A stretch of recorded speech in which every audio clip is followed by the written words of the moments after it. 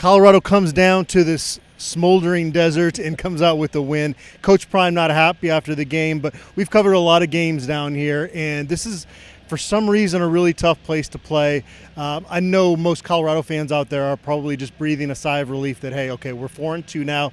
Have already gone over the odds makers over-under for the entire season with half a season to play, but Coach Prime is setting a different expectation here, and that was very clear from his message after the game. Yeah, for sure. And you know, you and I talked about it when we left that given how where this program has been and what's happened down here in the past, you know, we can kind of look at that and say, wow, okay, that's a good win. You came away here from a win. But he has different standards. You're right. And to him, I mean, he sat down and he said, you know, wonderful win, but we played like hot garbage. And in a lot of ways they did. I mean, that was not a good football game from Colorado. And for them to come away with a victory for that is somewhat impressive that they still got the win. But at the same time, you look at it and like, man, I mean, this team just can't get it together in a lot of ways. And, you know, it seems like whenever they get one thing going, the other one's not very good. And I thought defensively, they had a really nice second half for the most part, but then they give up a long drive to, you know, for ASU to tie the game. But offensively, they just never really got much going. And, you know, Shadeur has the nice, you know, it was like a 10-0 run to kind of give them that lead. But man, it was just a struggle all night.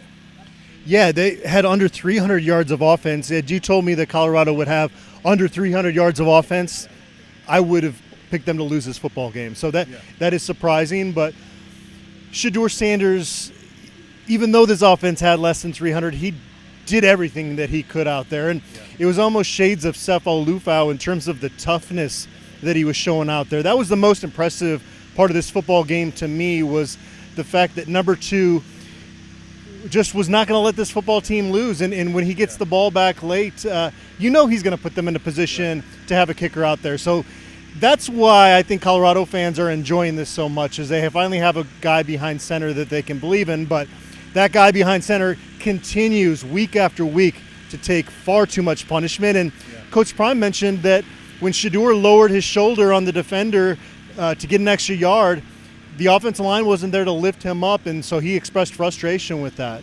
Yeah, expressed frustration with a lot of different things. And I asked him about, there was a drive before that where he got sacked on third down, and over on the sideline, you know, I tweeted about it or X'd about it, whatever, that Shadeur was sitting by himself that entire time ASU had the ball, and the rest of the offense was about 60 yards away, and Shadeur just sat there with a towel and, you know, and didn't move at all. And then he comes out on the next drive and leads them to that win. And, you know, Coach Prime, I asked him that question. He says, "You've seen it, man. I mean, come on.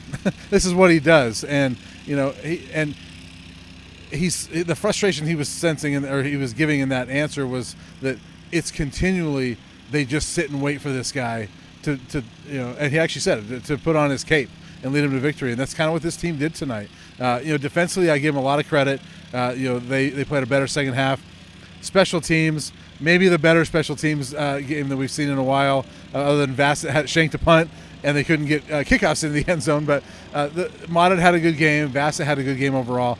But just there's always something with this team that it's not going well. And too many penalties, you know, just mistakes that happen all the time. Yeah. One thing that Colorado's defense did really well late in this game was get pressure on Trenton Bourguet. They didn't have any sacks at halftime, but had 5 at the end of the game.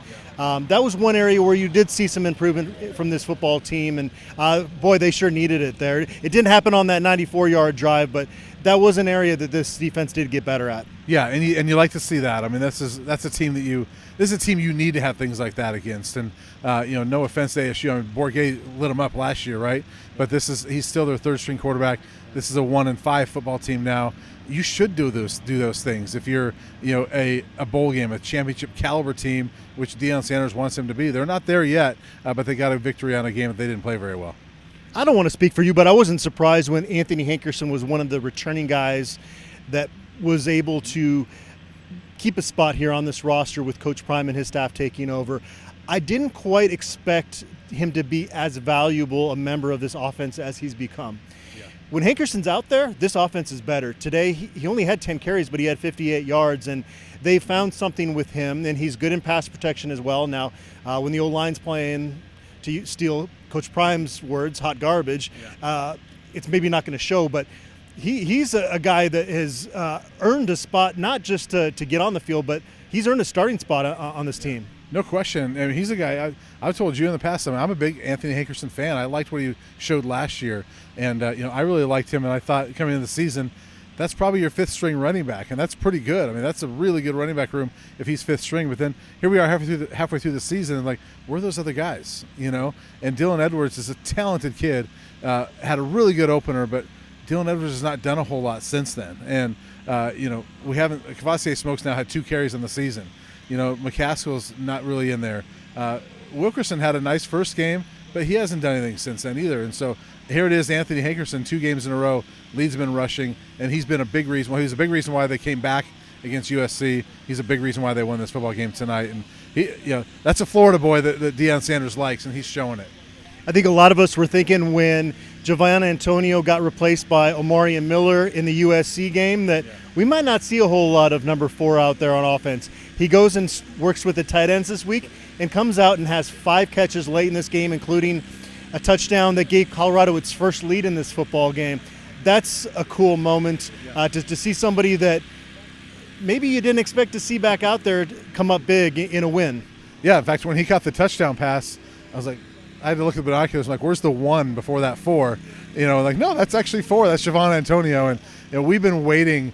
I think it was a couple games ago that you were saying, hey, this might be the game Javon Antonio breaks out. Well, it was a couple weeks later he broke out, and that's something they need him. He's a guy that you and I have talked about since the offseason, that we're excited about that guy. They need him to be a part of it. And it's just, this offense is funny in that, it is somebody different every week, right? Mario Miller has this massive game last week, and you barely notice him tonight. Tavares Dawson has 2 touchdowns against Nebraska. He doesn't really play tonight. Jimmy Horn was really quiet tonight, and it was kind of the Javon Antonio show, but it was late. And so it's just somebody new every game. Between Javon Antonio and Mikey Harrison, those 2 had 11 catches tonight. Defensively, it was like a lot of games we've seen from this group this year. It's kind of a mixed bag, but you still somehow have confidence at times in this group that they'll come up big. What are your thoughts on that group? Yeah, I thought they played a better game tonight. Now it's against an ASU team that is kind of struggling. They're injury riddled right now, but I thought that was an important performance for them. And they played a good second half against USC last week, and then really kind of the first half of tonight, I thought, man, they're back to kind of what they were doing. And that was not a good drive they gave up at the end of the first half when ASU went down very quickly and got the field goal. But then they really had a good second half until that last drive. And again, we see guys in there that make plays that didn't play much the week before. Levonta Bentley has lost his starting job. He's back in there tonight. Juwan Mitchell didn't play for some reason, but Levonta Bentley's in there, leads him in tackles, has a sack, a couple tackles for losses, pass breakup, and I know he had a big penalty on the last drive, but he played a good game tonight. No turnovers tonight, but I thought they played a pretty solid game overall. Any other guys that really stood out to you? I thought Omarion Cooper, even though he didn't get the start, they decided to go with 2 true freshmen, Carter Stoutmeyer and Cormani McLean. Cormani struggled tonight, but Omarion Cooper, he plays with an edge out there. I don't know if he's in the dog category, but he's got to be pretty close if he's not. Yeah, and Cormani in that first drive, he gave up that crossing route, and you didn't see him there for a while. And Cooper came in and really seemed to maybe take the benching to heart a little bit, because I thought he played a pretty good game. And he's a good corner, I think. He makes good plays. I know he's not perfect, but he makes good plays a lot of times, and I like having him there. I thought Carter Stoutmeyer played a solid game tonight. At safety, they didn't have Trevor Woods, but I didn't think they necessarily missed him tonight because they had Miles Slusher back. They had Shiloh Sanders back, and Cam Silman-Craig, again, continues to play good football. So that safety group is deep. They keep rotating, taking turns who's injured, but whoever's in there seems to play well. I don't know if he played any snaps in the first half. If he did, it wasn't a lot of snaps. But Marvin Ham came up big, and I noticed him a lot with some of the big stops that they had in the second half.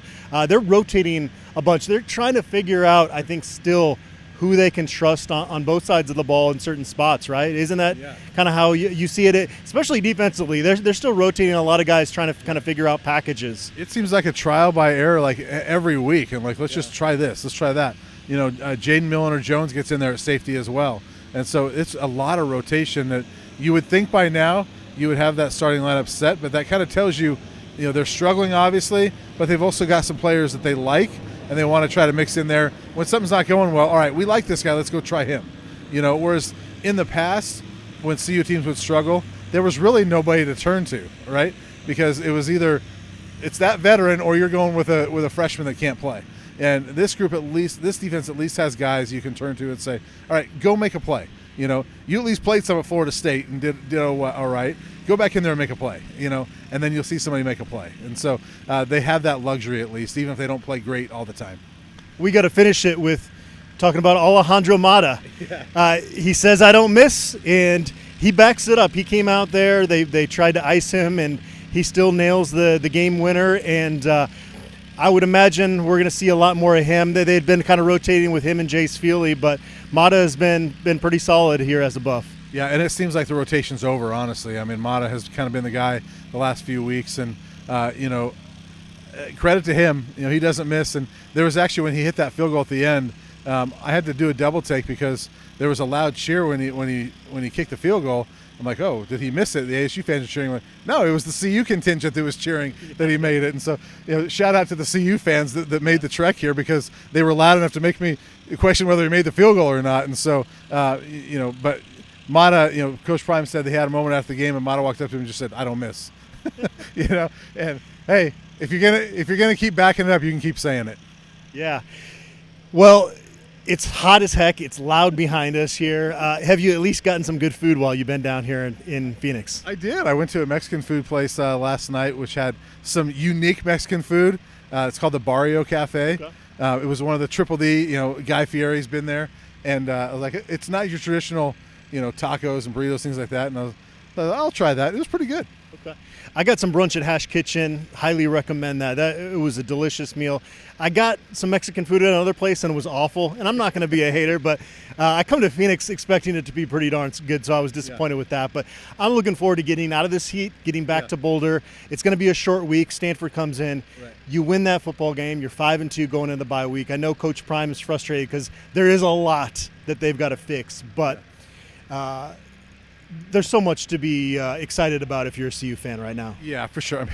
4-2 at the halfway point of the season. Now, they've had good starts and not finished well. But you're 4-2, and really, in a couple of those wins, I'd say CSU and tonight, they didn't play very good football for a lot of those football games and still won them. And so this team in the past, when they didn't play good football, they got blown out. They've won games now where they haven't played well. If he can get them kicked in gear, then this team's going to be fun to watch. They should win next week, should be 5-2, and then over the next 5, all you got to do is go 1-4. He's not going to accept that, but all you got to do is go 1-4. And, when was the last time the Buffs, went into the second half of the season only needing 2 wins for a bowl? Well, it's been since 2018, right? Yeah.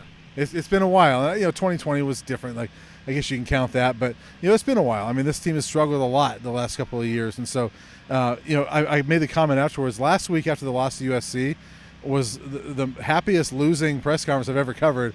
Tonight was kind of the saddest winning press conference I think I've ever covered. And so that's the standard here. He was happy with the way they came back against the number 8 team in the country and showed some fight. Tonight was just kind of like they went through the motions and won a football game. You got to play better. Find that middle ground. Find what you did against USC, against other teams, and they're going to be all right.